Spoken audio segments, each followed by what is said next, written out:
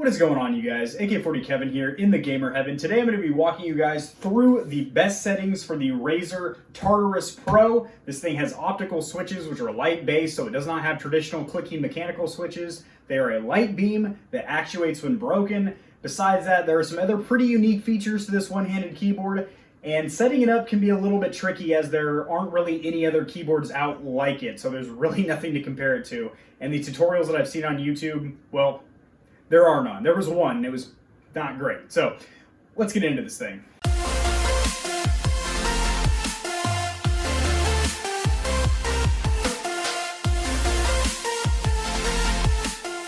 Alrighty, fellas, over here at the PC, gonna go ahead and share my screen because I'll share just about anything with you guys, including my settings for any of my peripherals. So there's only two tabs here in the Razer Synapse app, so obviously you'll be on the dashboard like this. You're gonna select the Razer Tartarus Pro. Now, neither of the Windows settings do anything whatsoever, so don't worry about adjusting those at all. The actuation point, this is incredibly important. So this is when you hit a primary function by pressing down a key, and then this is how many millimeters further you need to press down the key for it to activate a second button. For example, I have W here, typical movement keys on the W SAD keys. I have W, and then if I press the W key down past about halfway, it automatically press shift, so that's my sprint. And down here, if I press C about halfway, I'm crouching. If I press it down firmly or press it in all the way, I go prone because it presses V. So that is really, really awesome. You can also remap your scroll wheel, which I would recommend doing because you already have a scroll wheel on your mouse anyway. And by default, the mouse wheel over here on your Tartarus does the exact same thing that your mouse scroll wheel does. So I don't see why you would need that redundancy. I would remap this to some additional functions for your game. By default, this is left alt, which for most games works pretty well. I would probably have these set to the direction buttons because in most shooters and stuff like that, that's how you're going to activate kill streaks and whatnot. And I do recommend removing that little D-pad cap on there or removing the thumbstick cap. It's a hard plastic. It's not a nice rubberized material, and it actually makes your thumb stick out at an awkward angle. So I just remove it and use the actual underneath D-pad there. This is going to be your space bar, of course. And how to actually get set up with multiple keybinds, I'm going to show you guys that right now. So you click on any key that you want to bind, and by default, it's just going to be right here. So the default would be W. You're going to come down here to keyboard function, and you are going to click this little box that says secondary function. And then you are going to press in on your, regular full-size keyboard or whatever, the key mapping that you want this to be bound to. So for me, it was Shift and W, and that is going to be the secondary function. Then you're going to hit save.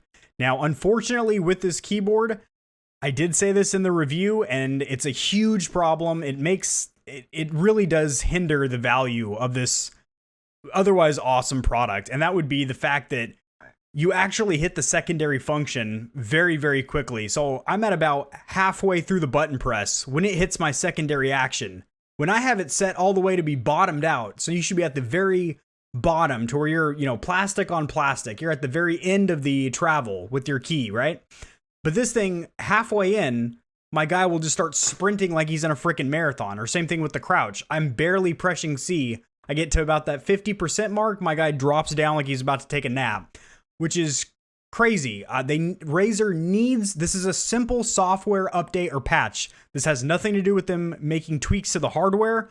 This is a software thing. They need to make it to where it's actually 3.6 millimeters, not like 2.5 when it actually does hit that secondary function. That's very frustrating for me, and I'm sure other Tartarus Pro owners out there.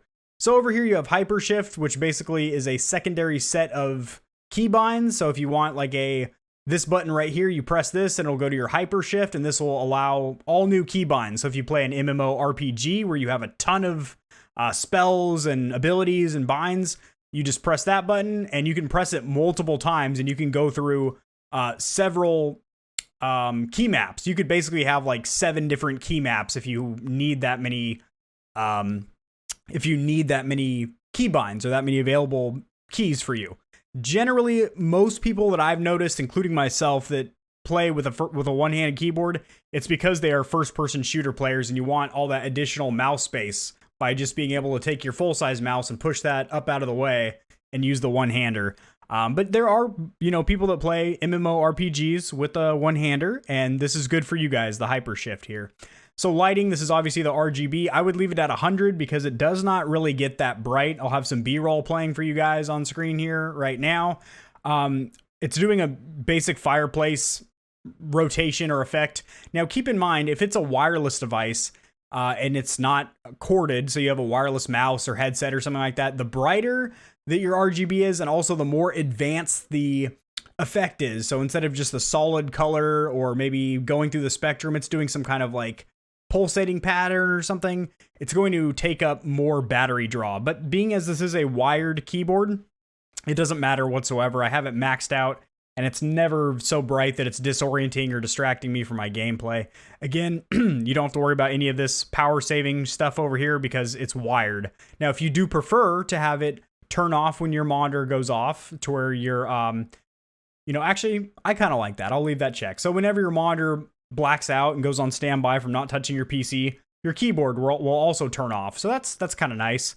And then also if you've left it idle, so you haven't touched that particular peripheral, so the one-handed keyboard, in about, 1 minute all the way up to 15 minutes, it'll go ahead and turn off the lighting for it. So that is just about it. There's not a whole lot of settings to go through because this is a pretty relatively simple device, but I gotta say, until Razer does something with the software update or patch to fix the fact that this isn't really 3.6 millimeters to get that second actuation, it's more like 2.5. What you can do is use a keycap puller, pop off your keycaps, and use some rubber gaskets or O-rings to kind of put some spacing in there, to where that way, when you actually do bottom out your key, because it gets stopped by that rubber gasket in there or that O-ring, that is the bottom of your travel, and that's when the second action registers.